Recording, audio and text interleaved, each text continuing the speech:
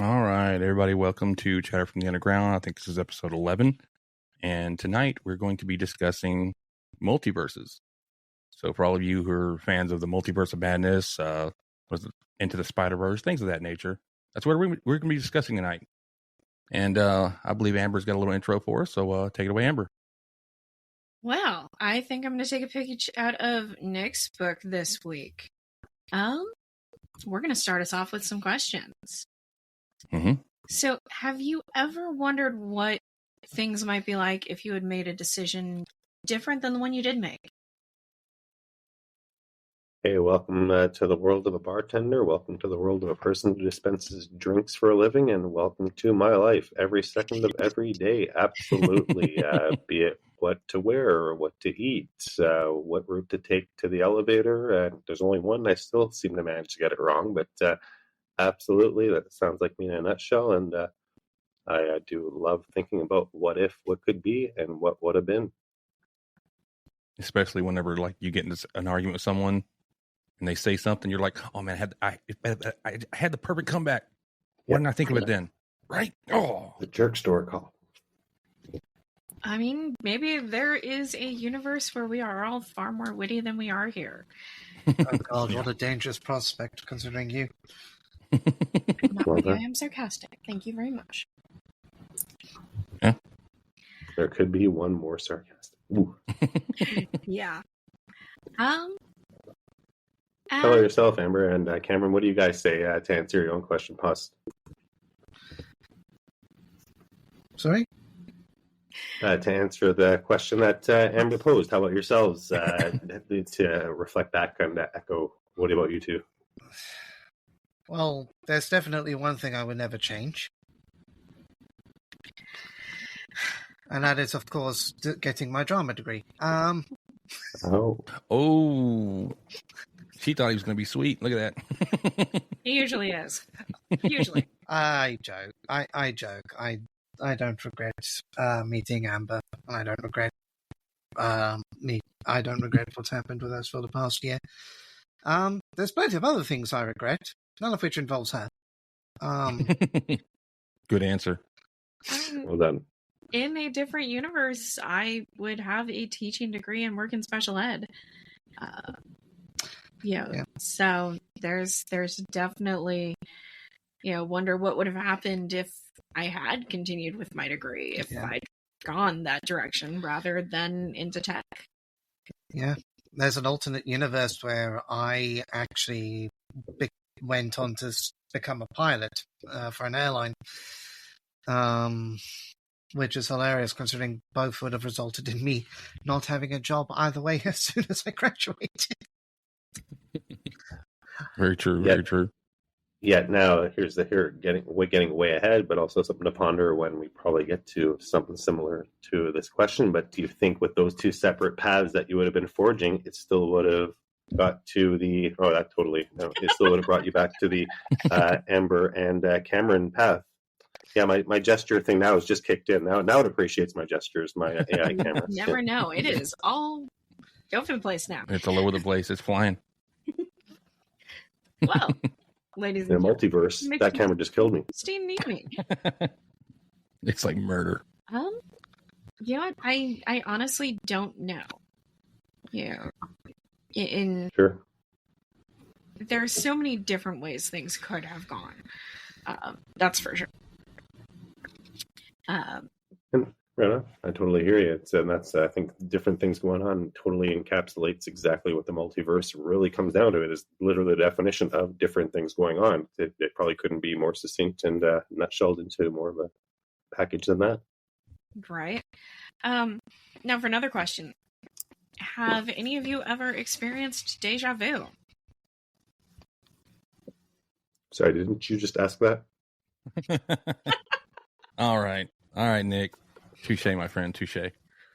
Hey, classic Groundhog Day reference right there. Oh yeah. Yep. Yeah, I love those days when you're doing something or just living your life, going to work, coming home, cooking dinner. You're like, didn't I just do this like yesterday?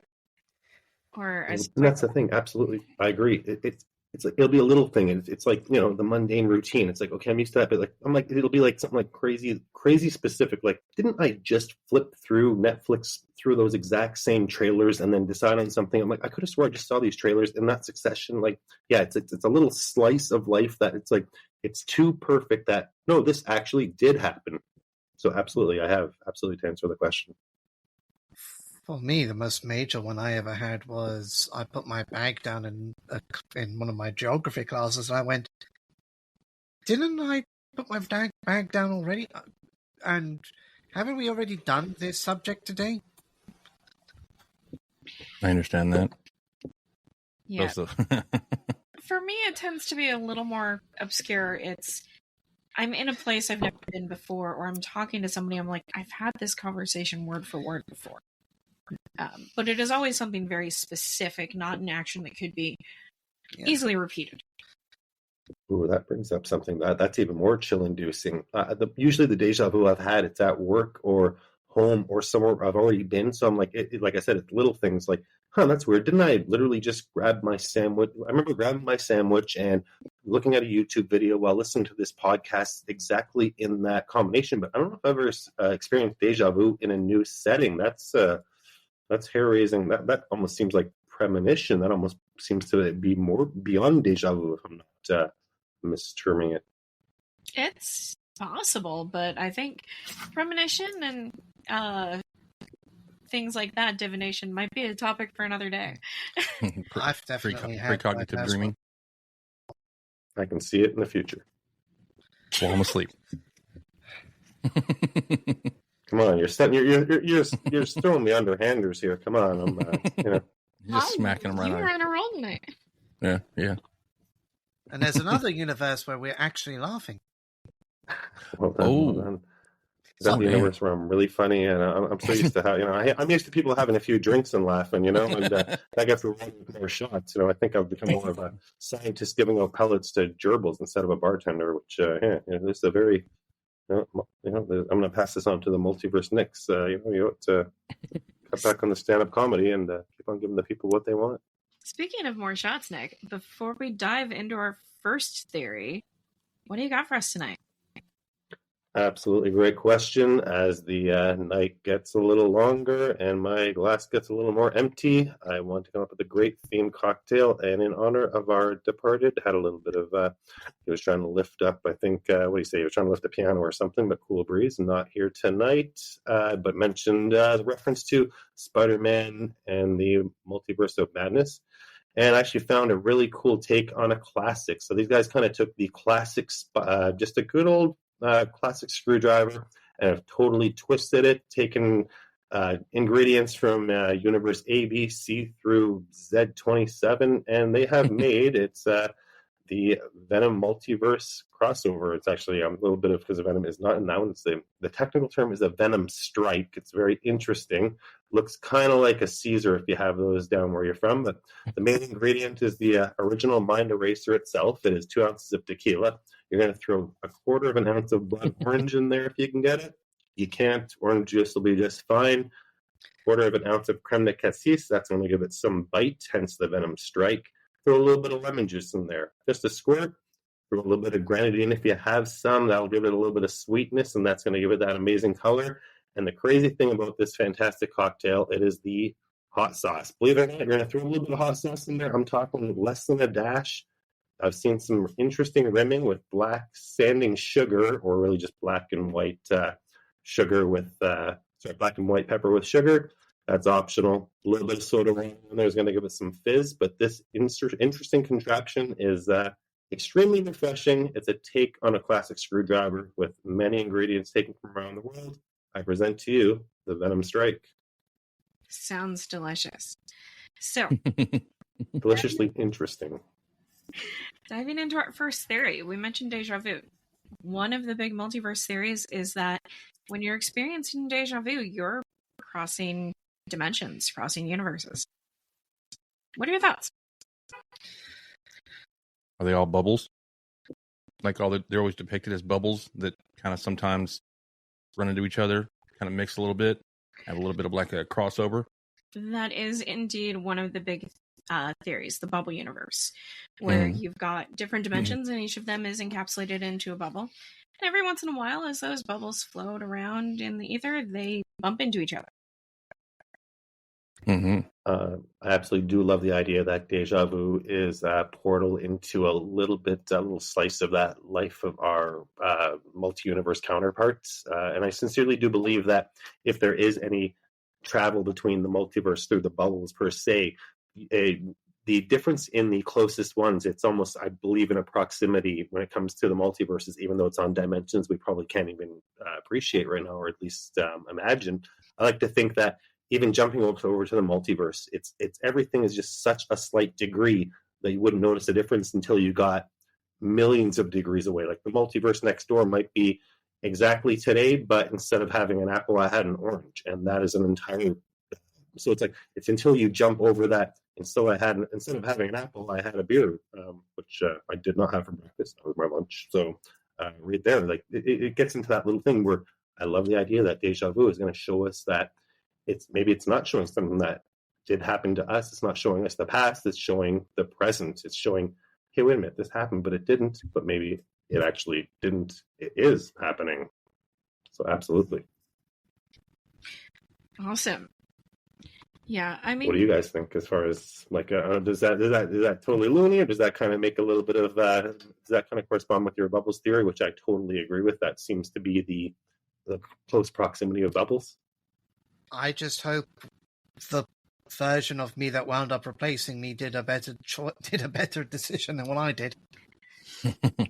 I mean, the bubble theory kind of scares me because bubbles pop.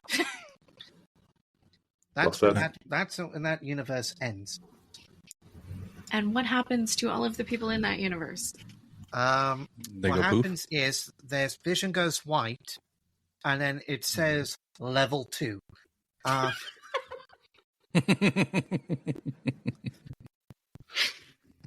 Well done. Oh, Lord. I can't take originality for that joke, but... I'm going to look around and I'm going to be like, everyone's on PS5s. I've been playing on original NES here. That's what explains everything. Oh, geez, I've been on a Dreamcast. No wonder my life's been terrible. Oh, Lord. Yeah, from what I understand, Dreamcasts are the unsung heroes of before their time and underrated consoles. But yeah, they were doing so well, and then Sony came along. In a multiverse, the Dreamcast is on its 8th generation. There's a Dreamcast VR somewhere out there in another verse. Sony has lost the battle. Sega owns Sony, and Spider-Man is put out by the Sega Genesis partnership with Nintendo in ways we couldn't imagine. Yeah, I bet you know what the craziest thing is, how extremely similar everything is, while different they are. And that's where I believe those intricacies and differences in the multiverse occur. There's an alternate universe where Sony and Nintendo didn't split apart the day after announcing the PlayStation. There's a multiverse universe where Marvel has full creative, freedom to make Spider-Man movies and games. Sure. They don't have to worry about Sony doing it. That was a stupid decision on Marvel. I don't know why they did that. I'm aware. Yeah, there's definitely. I'm sure they paid them a lot of money. Possibilities out there. Well, I think actually in the end it wasn't a ton of money. It was more Marvel was kind of desperate, so therefore they sold they diversified by selling the movie rights of Spider-Man to Sony, and I believe Warner Brothers acquired the very similar Hulk rights, but I believe that's how it went.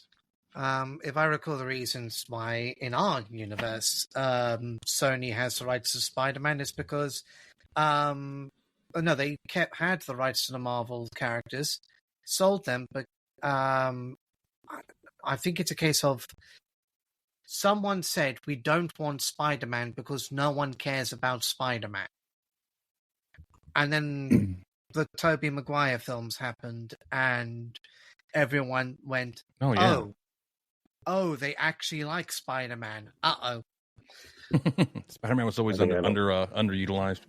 I think I know what happened. They were like the head of Marvel got like got a note, and it was actually a script, and it got crossed over, and it was like actually Doc Ock going, nobody cares about Spider-Man, and he was like, oh my god, is this right? This market research from a doctor? He's a Dr. Octavius. Yeah, sell him. That's it. And the ultimate easy fumble. It happens to who can't relate to something like that. Yeah. Speaking of Spider-Man, that is a really good example of multiverses. I mean, just looking into the Spider-Verse. Absolutely. Big fan of both films, and in honor of our not here today, Cool Breeze, who is a big fan as well. Yeah, I think Spider-Verse nails an insane amount of things through film, and on top of it is one of the most definitive multiverse movies that we've had the pleasure of having to see and just expand anything I could imagine about the multiverse. That movie took it and said, like, hold my beer, like, wow. Yeah. Yeah. No, the movies are amazingly done, and I especially love how you get different variations of the same character. And some of them are small variations, like you've got the different Peter Parkers. Yeah. And some of them are huge variations, like you've got Peter Porker. Yeah. Spider-Girl instead of Spider-Man. Spider-Pig. That's a Simpsons reference. Yep. I'm a big fan of Spider-Noir myself. His obsession with the Rubik's Cube is a movie on its own. I think the robot's my favorite. What was? Yeah, I actually was a little sad when the robot spoilers when the robot gets destroyed. I was really kind of a little down about it, and I'm really looking forward, to. You don't have anything else. But if they can save his brain, that is all that matters, because he can be rebuilt. So they just that gets into a great question. You're absolutely right. I find it does show the like those like it's almost like Spider-Verse feels like almost what we were talking about with every single bubble next to it is a little different, and like this is like not insanely over where it's Spider-Man lizard version, but it's like it's Spider-Man the blonde version and the younger version, the older. It's got that perfect, like, so believable, so viable, and again, it's animation at its best. The only universal constant, Uncle Ben dying. Yeah, that sucks. Yeah.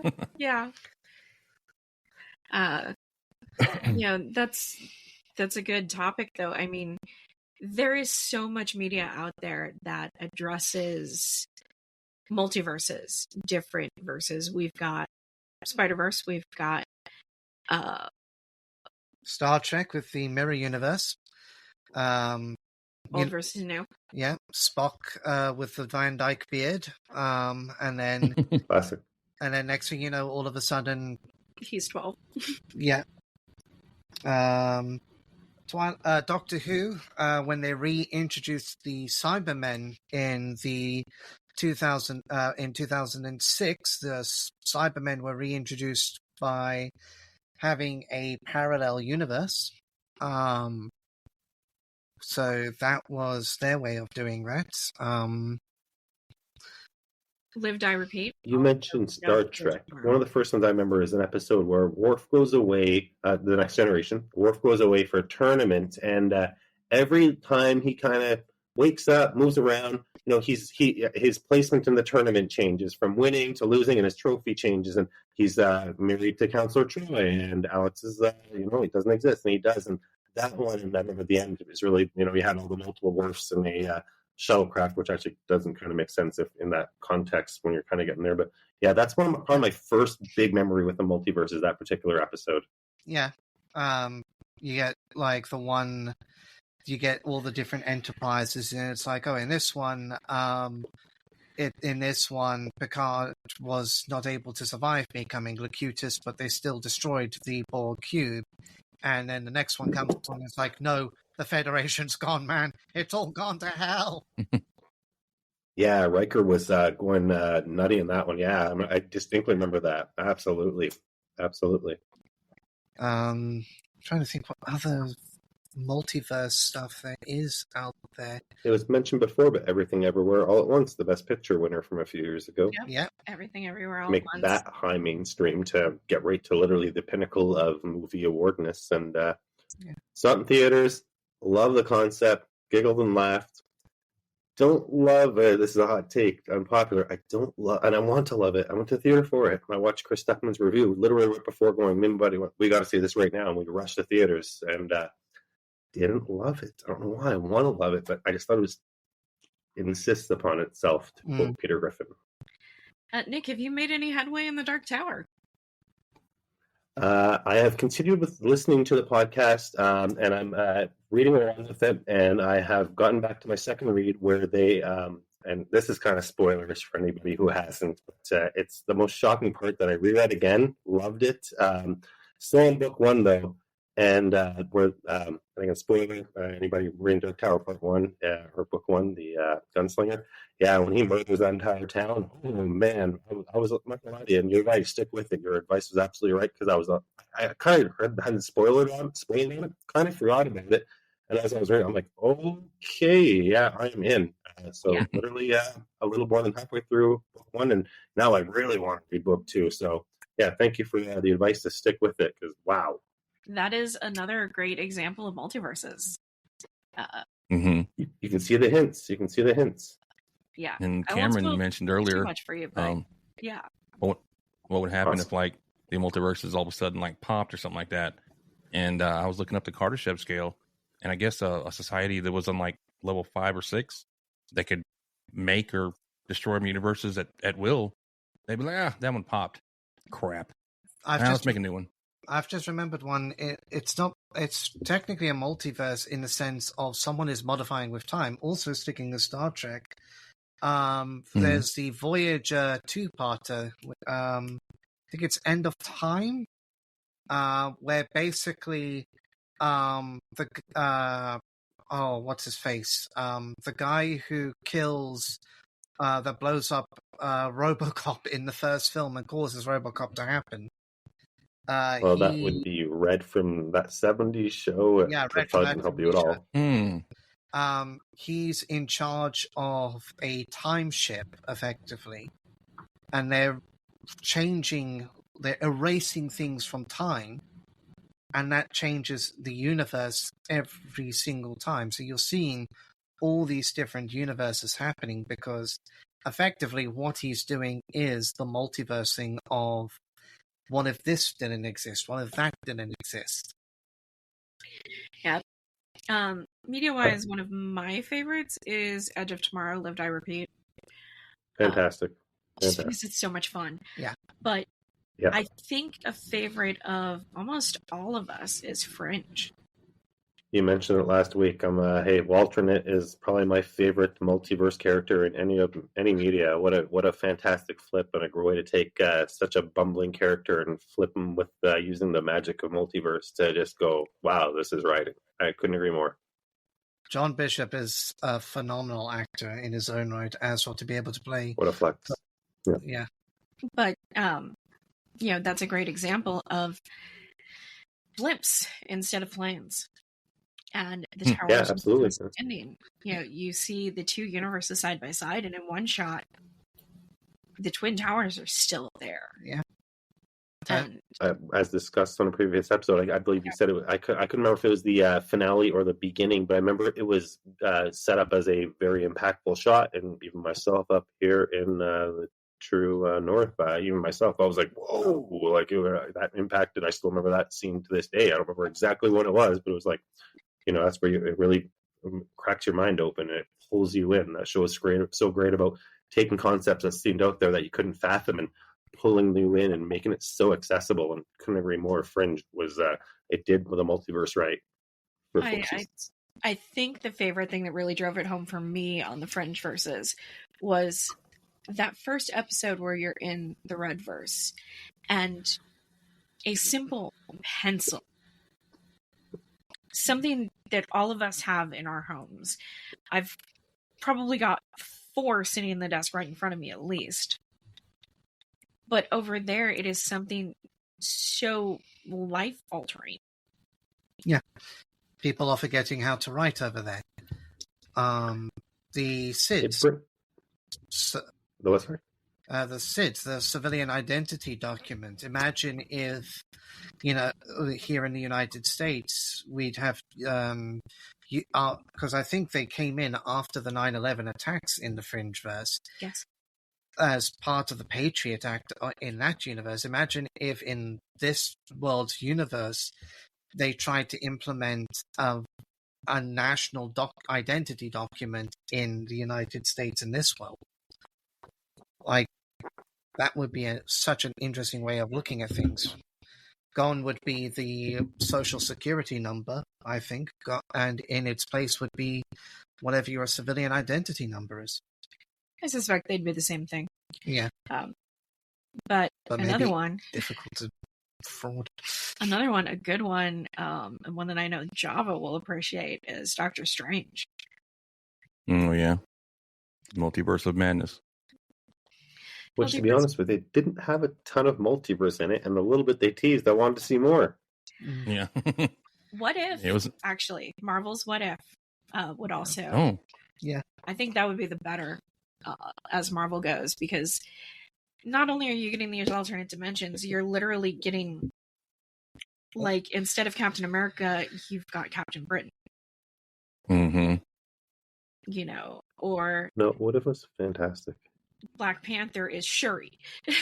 I actually want to take one slight step back, though, because the one thing I remember, one of the big themes in getting back to Fringe, it actually brings up a really deep moral question. You see Walter, the sweet Walter, who, and this almost puts you in, would you do this if you had the opportunity? Would you not care about the implications that you really would never have to deal with, because it's never going to happen even in your universe where, Walter loses a child, discovers a way to go to the universe next to him that's very similar and replace said child. It actually, we're getting into the meat and potatoes of what it is. Is this something that's just insanely, deep? Yeah, I mean, that is something huge that has an impact on someone. Yeah. Losing a child is not something easy. It has such a huge impact on the person you are and the decisions you make, and grief does things to people. So, I could very much understand his decisions. I've just thought of a brilliant free indie game now, a free Flash game now, called No One Has to Die. And with Multiverse, this works perfectly. So the concept is simple. No one has to die. You play this, it's a short game. It'll take you like maybe 30 minutes to an hour to play the whole thing. What happens is so the story is you're at this facility that's a secret, spoiler alert, is a secret government facility. And you have a fire starts in the facility, and you are the only person who can navigate the people to escape the fire. And as you play through the game, what will happen is one person has to be sacrificed to the flames, and you have to save that one particular... You choose who you're saving, basically. But what makes the game really cool is that it encourages you to retry all the different paths you could have taken and makes a story out of those choices. And without giving away too much, the twist at the end is absolutely and then some like Prince of Persia vibes, some like Porter vibes. So, well, yeah, this sounds really wow. Yeah, talking about it gave me some definitely gave me some chills. This sounds pretty intense. And sorry, what platform is this on? Oh, It's on browser. It's a Flash game, you know, like we played when we were kids. It might have been converted to HTML5 by now. Hey, I'm a fan of Scorched Earth and Castle of the Winds. I'm all about the original OGs for sure. Oh yeah, definitely. If nothing else, it's probably downloadable from itch.io. But you know, kind of taking that and jumping back into the different theories. Another one of the theories that comes out about multiple universes is that as you die or as you make life-changing decisions, another universe splits off. I think Avengers, not Endgame. All right, ready to go. Welcome back. So, quick pause there. If you noticed a glitch, well, it was just us switching universes. Well done. Good cover. But, you know, we're talking about media, and while we were in the process of hopping over, Java mentioned a good one. The movie with Jet Li as a star called The One. And the premise is, see, this one's a little different than most multiverse movies, simply because instead of there being infinite multiverses, in The One, there's a set number. They have them all recorded. They know how many there are. They know, you know, whatever. And in that little movie, basically, there's one person. You've got the same person every multiverse, every universe of that thing. And every time one of them dies, it actually spreads that energy throughout all the other of that same person and all the versions of their universe.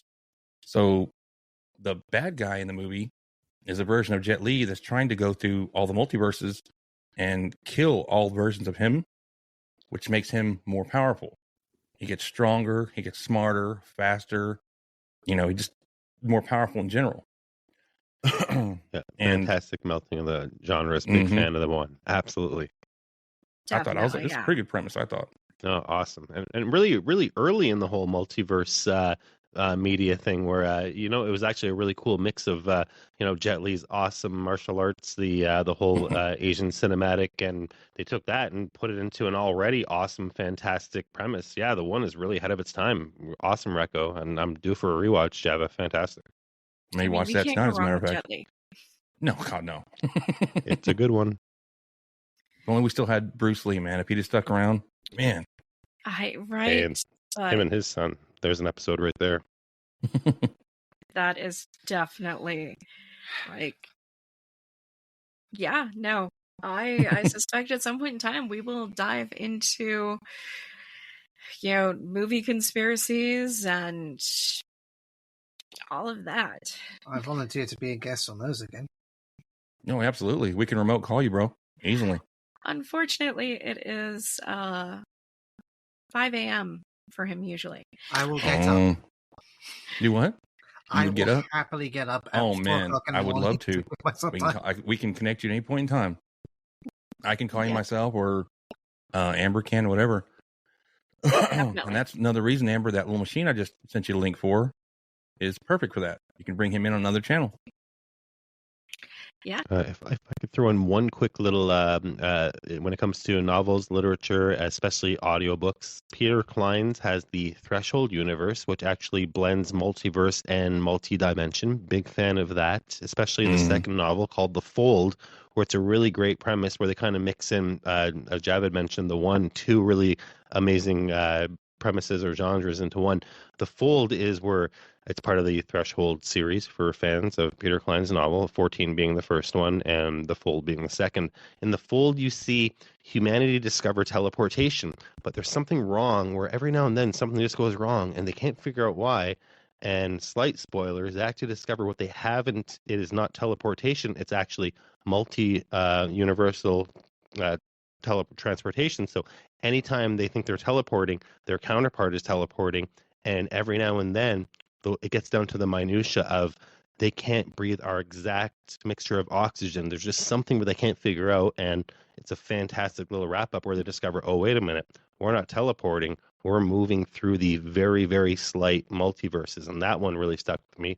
That's The Fold. That's not a spoiler because that's only part of the book, and high recommend for Peter Klein's The Fold series, starting with 14. Excellent, excellent little set of novels. I mean, I think we could go on for days just about multiverses in media. There's 3 books that come to mind for me. There's, of course, The Lion, the Witch, and the Wardrobe. Oh, fantastic. Oh my Excellent. God. The OG. Oh my God, dude. The OG. Yes. I think 3 of us probably haven't read those in several decades. Definitely Right. overdue. The last movies that came out is only The Witch and the Wardrobe, Prince Caspian, and the Dawn Treader. But I love those 3 movies, man. Yeah, unfortunately, Why didn't they lost continue? steam. Yeah, I wanted to see the Silver Chair. Why the hell didn't they bring that one out? I want to do it. What? Why? I grew up on the very underrated family, the Disney Family Channel versions, which actually, looking back at them, were damn good. So shout out to the Family Channel versions. It's just like any version of like Lord of the Rings. Doesn't matter whether it was a cartoon or really cheaply made. Such a good story that it was good regardless. Just like all the Narnia books, loved them all. Right? They are amazing, and I think they're a staple of childhood. Absolutely. And Also. then we've got Neil Gaiman. American Gods could loosely be construed as multiverses, but the universe at the end of the lane, or the ocean at the end of the lane, I think, because they do go into a world of fairies and magic and things that don't exist here. In addition to that, his Sandman universe is also very much a multiverse. But I think my absolute favorite, and I think Java's wife would agree with me when it comes to this one, Stephen King, the master, is, of course, his Dark Tower series. But my absolute favorite would be The Talisman, which you've got 2 universes sitting side by side. And if you step sideways just the right way, you go from one to the other. Love it. Oh, The nice. premise sounds brilliant. I'm kicking myself for not having read. I believe there's that's with Peter Straub. There's a partnership, Yes, it is. authorship with that. Okay, and I've definitely heard amazing things about it, and it's going to have to bump up to the to be read list on this guy's list because that sounds right up my alley. It sounds delicious and it sounds excellent.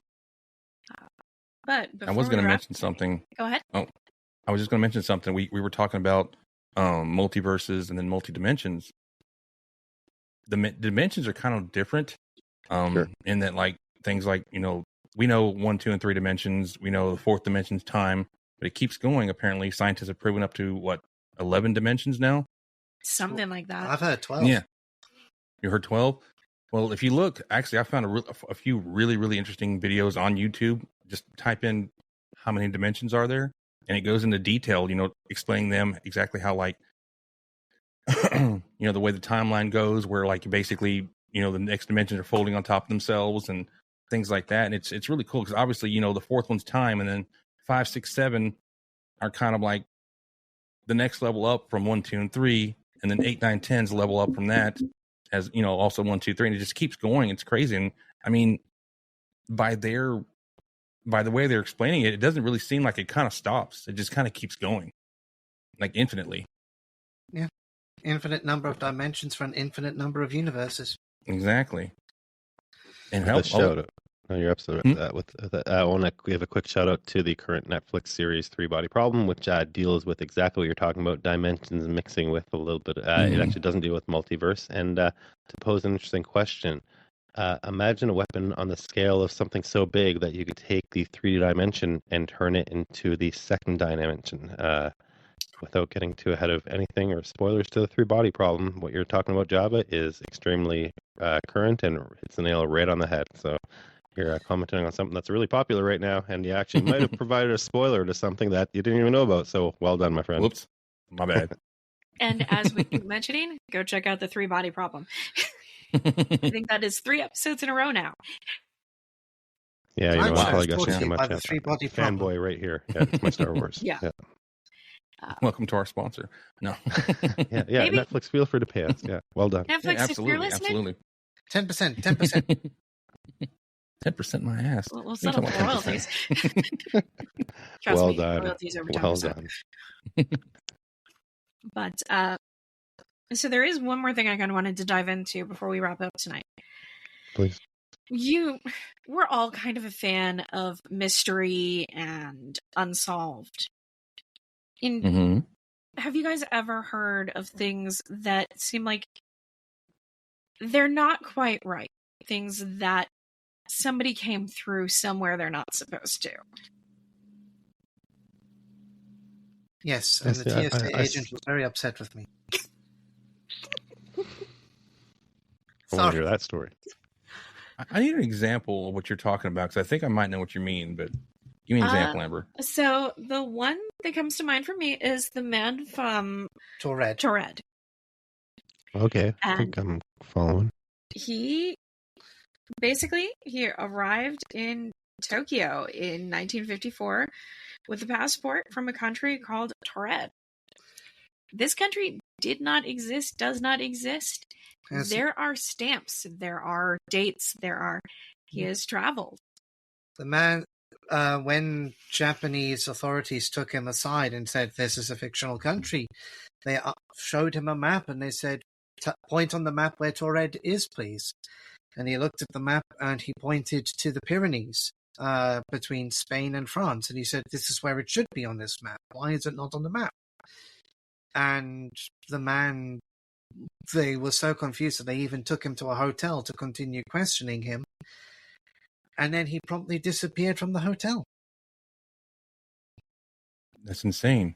This reminds me of the Mandela effect, as a matter of fact. I was going right there. Absolutely. That's another one is, people, one of the things is the Mandela effect. People say it might be, you experienced another dimension for a while or another verse. Somebody kind of blipped in and out. Yeah. Sure. It also sounds like a really great way to get a free hotel room in Japan for a night. Yeah, but you'd be stuck in the hotel room. So where's the fun of that? Nick, yeah. Still, maybe he was sleepy. Sleepwalked right out of there. Yeah. Yeah, right. Yeah. That's a good point. Yeah. I mean, you guys seen the one where they of course you've seen the Berenstain Bears ones, right? Yeah. Sure. Now, who hasn't seen that one?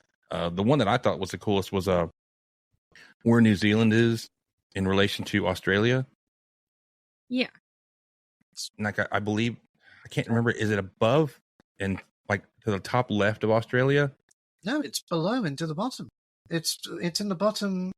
New Zealand is west by southwest. That's east by southeast. Sorry. No, it's northeast.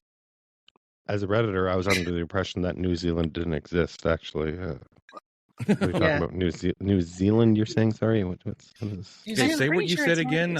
New Zealand is east by southeast. See, all right. That's not where I remember it being at. I remember it being above, like basically to the northwest, little northwest of it. Yeah. Well, this one just went. Oh, I was thinking of Papua New Guinea. Yeah. Mm-hmm. But no, New Zealand. You're right. You were right, though. I'm looking at the map right now, and New Zealand is, we all remember it being in a different east, place. east, southeast is the word I'm trying to say. You're fair, right. I'm looking at the map. Yeah. To be fair, I play way too many Paradox Interactive games for. You also grew up in the Southern Hemisphere, at least part of the time. Yes. Yeah. We didn't learn about New Zealand, though. Nobody learns about New Zealand. It's just one of the ones, like I said, because whenever someone first asked me, and I was like, it's up on Somewhere top left, right? So I thought it was. And they're like, no, it's actually down here in the bottom right corner. I'm like, the one for me is the Monopoly man wearing a monocle. I could have sworn he wore That's mine right there. Absolutely. I always remember Uncle Moneymaker. Uncle, he has an official name that I can't remember. Moneybags. I believe so. Yeah, and I think that comes down to a simple confusion with him and Mr. Peanut is really probably the simple explanation. Yeah. I think they both were very popular around the same time, Mm-hmm. at least, especially for the three of us. Yeah. Cool. You're still a baby. Mr. Peanut's still around? Yeah, I don't even know, Mr. Like, that's where I sincerely, and like, you know what? Looking, thinking back, I'm like, does Mr. Peanut have a monocle, or he might actually have the glasses? I do No, remember Mr. in the Peanut has a monocle. He has a monocle, a Okay. top hat, and a bow tie. Mhm. Okay, and is a cane, I think, along those lines, Cane and maybe. shoes. Yeah. Okay. What about in Jiffy, this- Jiffy peanut butter? Sure, big fan. Isn't it? Doesn't I exist. thought it was just Jif. Oh, damn it. Isn't there Yeah, something doesn't exist. about- It is just Jif. But Jiffy, that we all remember, does not exist, nor did it ever. Maybe that's some cross brand promotion because, like, you know, Jiffy Lube exists. Maybe. Maybe. I remember watching commercials with little kids going, "Oh, I'd like some Jiffy peanut butter." I remember this, like, plain as day. I'm trying to Never remember existed. if there's a Mandela effect about Mickey Mouse, and I'm trying to remember what it is. It's something to do with his gloves. I think it's people forgetting that they're actually gloves and not just hands painted white. Yeah, I that believe one I there's don't remember. I think that's just people being crazy. I can tell you one that is definitely nonsense, though. One What's that? Mandela effect that is definitely nonsense, though. Star Wars Episode 5, Luke, I Am Your Father. That's just people misquoting it, and James Earl Jones has just gone along with it because he's tired of people asking him to say the line, and he's tired of going, no, that's not how the line is actually said. He says it that way because he knows that's what the fans want. There's a few That's my throughout theory, anyway. film. You're absolutely right. That's probably the most popular one. The one that I always bring up that people kind of get shocked with and like to try to prove me wrong until it proves me right is the words "Hello, Clarice" are not once uttered in Silence of the Lambs. The combination No. is. But, What? so yeah, but Like, very hello? apt. It's just like, well, hello there, or something. That could also Really? Yeah, just be Star Yep. Wars. yeah. Yeah. Dude. Right? Really? Honestly, Those are I the two think big ones. I think those are the two big ones. I agree. Yeah. I agree with you with the Luke, I'm your father. Like even I probably still quote it, even knowing it's wrong. Mhm. Absolutely. We all, The hell, actual who quote is, hasn't? No, I am your father. Yeah. And you know what's crazy? Going back to Star Wars, you guys are bringing it up. When I was a kid, the first time I saw them, because I think Jedi came out the year I was born. Return of the Jedi, I think 79. I noticed. Jedi, I think, is 84. It's 77, 81, and 84, I believe. I think 83, okay. 84, 74. somewhere around there. I know So the first one 77's, came out. 77's the first one. Yeah. Okay, it's been, I don't remember, but I remember noticing they all said episode 4, 5, and 6. And I remember being told as a what? I'm fairly certain they didn't, is the thing. No, they So would that have, is crazy. they would have been referred to as 1, 2, and 3, surely. Well, the first one is no. just a No, new they It weren't hope. said even never numbered. had- whenever it had the yellow words coming up on A New Hope, it said episode 4. On Empire Strikes Back, it said episode 5. Return of the Jedi, episode 6. And as a child, I was always told, I was asked about it, of course, and I was told, well, they wrote books, and they had 3 books that happened before this, and I'm like, so as I got to be a teenager, learned about libraries, whatnot, I looked them up because like I'm gonna read these books. Didn't exist. From my So why understanding, were they labeled You're episode right. 4, 5, and 6? From my understanding, once Empire came around and George Lucas realized that people really wanted the backstory of Vader, he did a little bit of retroactive on subsequent, because there's been a lot of re-releases even before the remasters and everything. So that's a bit of a, I think the Mandela effect is both right and wrong because it's very regional. The initial ones didn't have any episode numbers, but they never had episode 1, 2, 3. And then all of a sudden that'd be very confusing too. Or all of a sudden, you don't have the internet and there's no way to look this up. But he kind of started sneaking in 4, 5, 6 with always having the intention of going back and doing 1, 2, 3. That's what I figured. But prequels. like I said, you're saying this, and you said the last one came out in what, 84 or 87? I believe Jedi's 84. I want to say 77, 81, and 84.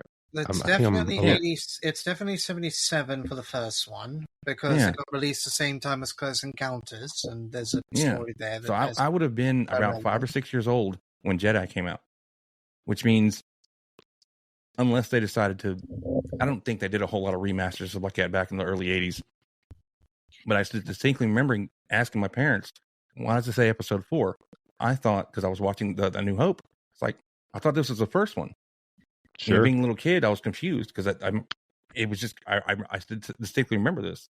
Well, I mean, even now bring obviously nowadays, we have like, I don't know, 8,000 movies, but I think we're up to, I don't know, 57 and a half. Hell, I don't know. But Rocky 30. Yeah, but like I said, I distinctly remember being extremely young and asking my mom or dad or whoever, why does it say episode 4? Isn't this the first one? I believe right around The Empire Strikes Back, right around that time, he made that decision that he was going to go back. And because there are interviews where he talks about doing that, and he actually even talks about doing the sequels, the following 3, and then right around the prequel time with how they were received and how much work they were, he kind of said, I'm not going to do the sequels, and that's comes up to Disney buying them to do the sequels. But I believe we have some information over here. Yeah, I just for whatever reason, I was always told there were books that apparently didn't exist back then. I was like, okay. From what I recall correctly, it's a case of so Lucas had been working on Star Wars during the production of THX 1138. Yes, my autism's showing, I know. But the script was absolutely enormous, and they said to him, you got to break this down into 3. And the original trilogy is supposed to be one cohesive story. Yeah, sure. With the first movie, it was a case of he actually thought the movie wasn't going to succeed because that year he was going up against Steven Spielberg with Close Encounters, and they actually made a bet where they said. Because they're very good friends, Steven Spielberg and George Lucas, and Lucas made a deal of for every dollar more than my film makes compared to yours, I will pay you 15% of the royalties or something like that. They traded points. Yeah, they traded points. Close Encounters did the modern day equivalent of about $350 million at the box office. Star Wars did $770 million at the box office. Jesus. But the first movie was effectively just to see whether or not the story was going to be a success. And then because people were paying to go watch it again and again and again, George Lucas went, oh, okay. So he made the next 2 movies, Empire Strikes Back in 1980, and then 1983 for Return of the Jedi. Close. You bring up actually something really great, and it exists out there. And Java, getting back to the books, while Warrior being some of the lore comes in with the confusion, I do know that during the period where Star Wars is coming out, and getting back to the discussion between Spielberg and Lucas, that that George Lucas did commission a lesser big budget sequel to now called A New Hope, but I just call it Star Wars Episode 4, Star Wars Classic. Yeah.